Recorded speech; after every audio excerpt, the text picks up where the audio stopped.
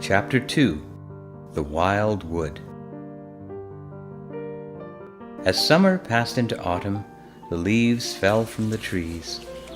A rich golden mellowness set in along the riverbank. Green leafy trees were replaced by bare branches. The nut grew plumper. The branches, heavy with berries, fell to the earth. The days grew shorter and cooler.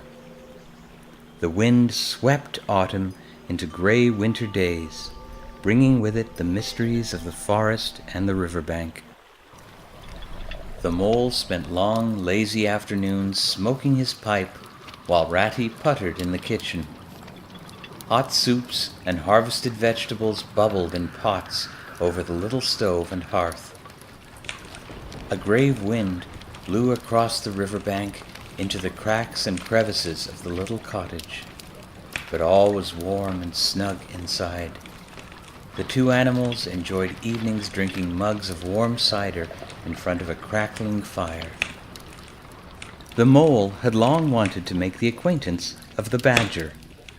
He seemed, by all accounts, to be such an important person. But whenever the mole mentioned his wish to Ratty, he always found himself put off. "Couldn't you ask him here for dinner or something?" said the mole. "He wouldn't come," replied Ratty. "Badger hates invitations, dinner, and all that sort of thing." "Well, then supposing we go and call on him," suggested the mole. "Oh, I'm sure he wouldn't like that at all," said Ratty. "Besides, we can't. It's out of the question, because he lives in the very middle of the wild wood. But I think we won't go there just now, not just yet. Anyhow, he'll be coming along someday if you wait quietly." The mole had to be content with this, but Badger never came along. Though every day brought its own amusements, he found his thoughts dwelling again with much persistence on the solitary gray badger. There was plenty to talk about on those short winter days when the animals found themselves round the fire, drowsy and snug in their dwelling place, while wind and rain battered at the door. In the winter, Ratty slept a great deal, retiring early and rising late. The mole had a good deal of spare time on his hands, and so, one afternoon, when Ratty was in his armchair, dozing in front of the blazing fire, the mole formed the resolution to go out by himself and explore the wild wood, and, perhaps, to strike up an acquaintance with Mr. Badger. It was a cold, still afternoon, with a hard, steely sky overhead, when he slipped out of the warm parlor into the open air. The country lay bare and entirely leafless around him, and he thought that he had never seen so far and so intimately into the insides of things as on that winter day, when nature was deep in her annual slumber. Copses, dells, quarries, and all hidden places now exposed themselves and their secrets. He was glad that he liked the country undecorated. He had got down to the bare bones of it, and with great cheerfulness of spirit he pushed on toward the wild wood, which lay before him, low and threatening. There was nothing to alarm him at first entry.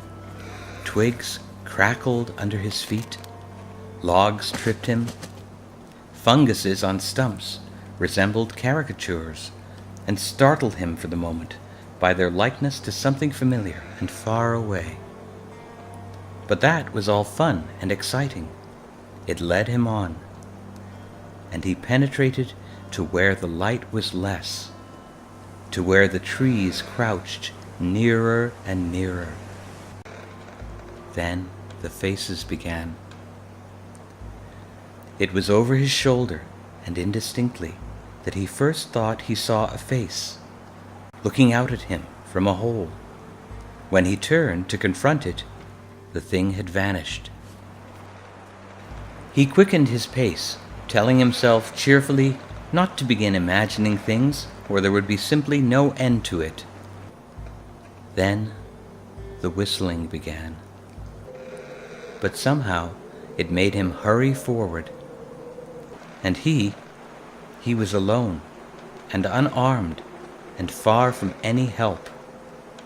And the night was closing in. Then the pattering began.